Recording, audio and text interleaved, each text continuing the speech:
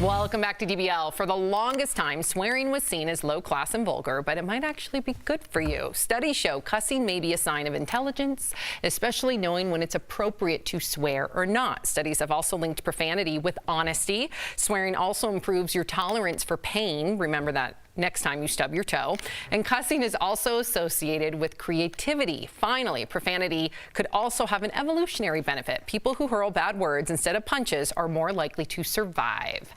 I don't know about I'm down with this. Yeah? I'm down with this. Yeah, I swear a lot. I do. Not on camera, surprisingly. I don't know how I've never dropped one. But it does it's a lot more assertive. You get your point across in a quicker amount of time. On anger and on happiness, both, right? Like, oh my God, Al, I can't believe you did that. Yeah. You tell them real excited, right? Right. But all at the same time, if you're like, don't around, you know I mean business, right? Yeah. So it's very assertive. Tony Robbins actually swears a lot in his motivational speeches, and it was surprising to me because it's so like taboo, you know, especially to the older generations, no disrespect. But he does, and he does it to emphasize his points. Jeff, here's my only pushback to that. It's like you're saying. I don't want to hear it out. You're saying, this is what I do to get my point across. This is what I do to let somebody know I'm not messing around. What we never factor in is what the other person's going to do. And some people, when they hear language like "I'm not blanking around," that is a trigger for them. Fighting words for some people. Whereas I'd be like, all right, this guy's really mad. Well, I think let's focus on the positive. I think if you're toe to toe with somebody, it doesn't really matter what you say. You're going to fight. First of all, I love that Al is acting like. I mean, we all know that we've hung out with one another, Erica, a lot, and we all know how we talk off air, right? So I think positively speaking, though, it can really make, to Jeff's point, like if I'm going to say this lasagna is so good or this lasagna is so beeping good, you know you're going to eat the lasagna more if I say the latter.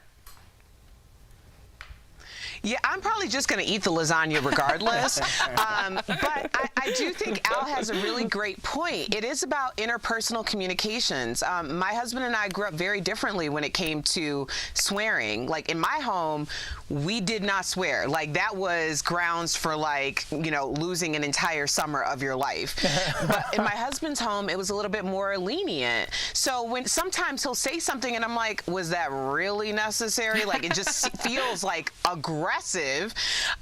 But you know, it's just a difference in interpersonal communication. Let me say two things. Did you ever hear the meaning of the F word from George Carlin? Yes. First of all, Google it. It's hilarious. It's hilarious. It means so many things. So it's the word that means the most things in English language. Second of all, are you watching a movie on HBO or are you watching it on CBS? You're watching it on HBO because they dropped some bombs and it's funnier. Jeff comes in with a late knockout punch. That's a good point. Dude, I'll just say this, as a comic, I tried not to curse, and here's why. Early in my career, when you're young and you're kind of nervous up there, you're just saying things to get a reaction. You realize as you move forward with your career, comics you've never heard of make a ton of dough because they have a clean act, and you can take that everywhere. You can go to corporations, you can go to churches. So I'm just saying cursing will lose you money. Well, it's even just as parents. I would have just made one right now. It would have been hilarious. Yes, and we would have gone viral. But as parents, though, we have to bite our tongues all the time. Or you tell your kids about it, right? No, I've dropped a couple. I'm going to be parent shaming. Go ahead. I'm fat too. I'm coming for you. But you have to tell you don't say that. Only daddy says that, right? Don't pretend like no one's done it. Boundaries. Ooh, perfect parents. Here comes the Pistons.